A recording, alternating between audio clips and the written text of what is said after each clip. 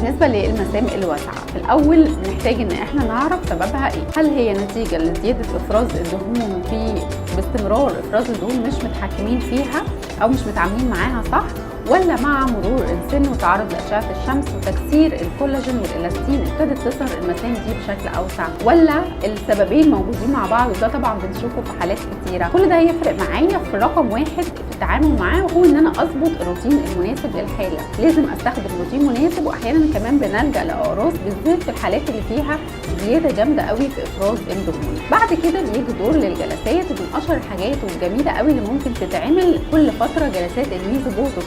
الميزو بوتوكس بيحسن شكل المسام، بيقلل افراز الدهون، بيخلي الجلد شكله مشدود شايني، بيديله منظر اجمل بكتير. ممكن كمان ان احنا نعمل حاجات زي جلسات الفراكشنال ليزر والديرما بين مع انواع معينه من الميزوثيرابي، دي كمان بتحسن شكل المسام مع الانتظام عليها.